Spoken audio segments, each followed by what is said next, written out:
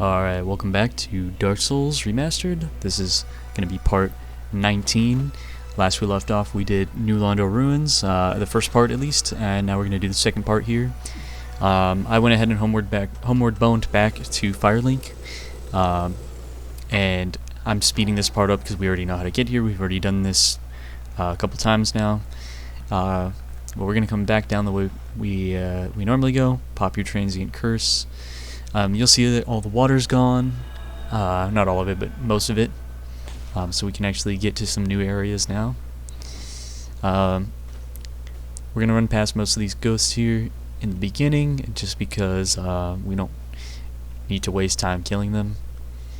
I'm going to go ahead and kill these guys because I'm going to get stuck killing some in the next area, and these guys will come from behind and pester me, so best to just get rid of them now. I'm gonna get stuck right here, most likely, pulling this lever, waiting for the this little what would you call it? This little elevator to come up, lift, I guess. There's gonna be this all these ghosts gonna charge you here while you're waiting for it. So just wanted to make sure I killed those other two so they wouldn't come from behind and kill me. Once you're down here, you want to be careful with some enemies. There's this big sludge thing. Make sure you pick up that humanity. Don't explore too far from where I'm going. Go up these stairs, down this hallway, and pick up this item here. It's gonna be a soul item, soul of brave warrior. And I'm going ahead to. I just checked my Titanite shard or Titanite chunks. I wanted to see how many I had. And then if you come over here, around this way, careful here that you don't fall off. Go up these stairs and turn around, and there's going to be a chest here, and you want to make sure you grab this because this is very important. It's going to be at the very large ember. This is going to let us get our weapons from +10 to +15, and that's going to help us out tremendously. Once you do that, you can come back down the stairs. You can come down this way, and I think it would be better if you just walked back down the stairs and come out rather than falling here and going through here, because you immediately get charged by some Darkwraiths on both sides, and this is not a situation you want to be in whatsoever, especially in this little spot here, because you cannot, there's no room for error. So I went ahead and moved back this way. They actually, I don't think, ended up chasing me this far, as far as I'm aware. But once you come out this way, there's going to be another one over here. So be sure you kill this guy before anyone else comes. If they do charge this way, I don't think they will, because they didn't for me. And these guys hit really hard, so make sure that you keep your shield up as much as you can. Right behind where he was, there's going to be a fake wall that you can break with a tiny ledge, a tiny beam, and there's going to be another one of these guys at the very end. So you can play it dangerously like I do. I wouldn't recommend it, but if not, you can just kind of lead him back off of this beam. And you want to do this because there's a chest here with another Titanite chunk, which we're going to need. And then you can come up this way to this item, another soul item, and there's another chest somewhere around here that has another Titanite chunk that you can grab. You don't need it necessarily if you got some Titanite chunks from some of the crystal lizards. If you didn't get those, then you have to look around here. It's going to be near one of these big sludge things.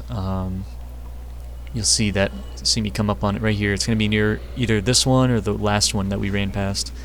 It's going to be in one of the corners of those rooms that they sit in. I don't think I picked it up in this one, in this playthrough. If you get ambushed by these ghosts and the Darkwraiths, you can come out here, but try not to go too far back, because if you come any further back, like where I am here, you're going to get charged by another Darkwraith in that corner. So this is not, again, this is not a situation you want to be in. You don't want to be surrounded by ghosts and Darkwraiths, especially when you don't know when your curse is going to run out and you won't be able to attack the ghosts. You'll still be able to attack the Darkwraiths, but not the ghosts. Once you clear those guys out, you can come back here. You need to be human for this. I probably should have started with that, sorry. But you need to be human for this. You can summon some help here. Here I was just making sure there were no more ghosts that were going to come trying to attack me. I didn't want the summon to get distracted at all by any of the ghosts.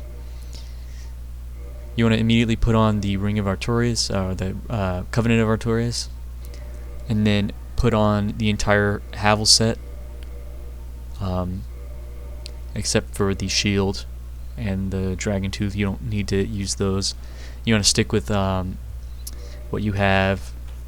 Actually, you probably want to swap from the Black Knight shield to the Grass Crest shield. That will help you a lot in this fight. Again, you're going to be this is I'm pretty sure this is the heaviest armor in the game, so you're going to be fat rolling. You're not going to get a whole lot of iframes out of rolling, but your poise is crazy through the roof, so you will not be staggered by attacks easily whatsoever. These guys are easily this boss that we're going to fight here. They're easily, I don't know, 4 or 5 times your size, maybe more. And you will just tank through their hits like nothing.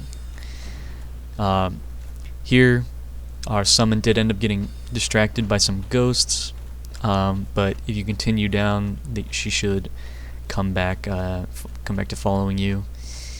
And this is going to look like a big pit here, but as long as you have the Covenant of Artorias ring on, you can fall down into this pit, not take any damage. You won't die or anything like that.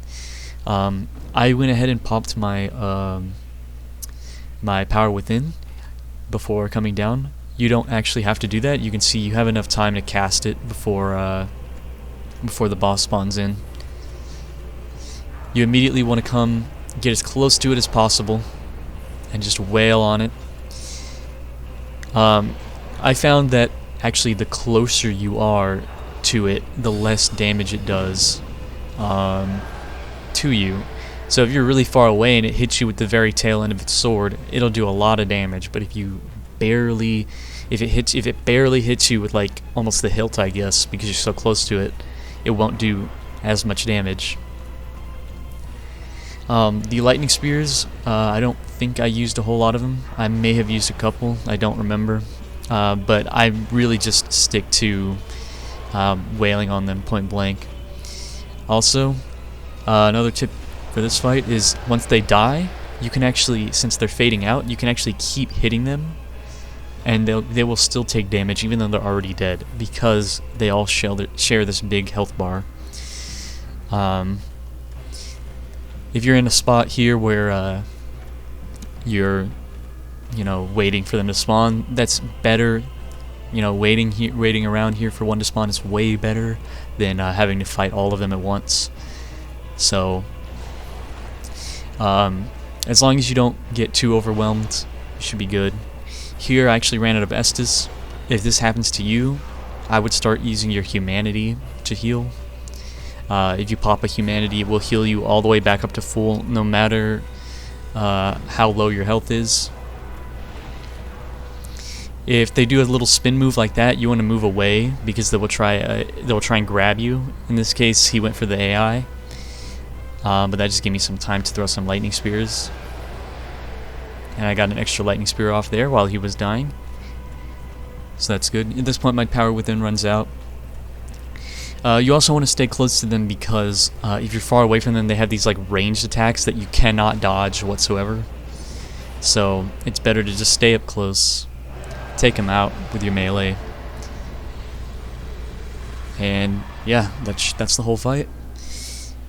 And that's going to be the end of this episode. For the most part, we just need to come rest to this bonfire, and this serpent will pop up as long as you didn't place the Lord Vessel in the Firelink altar in the previous episode.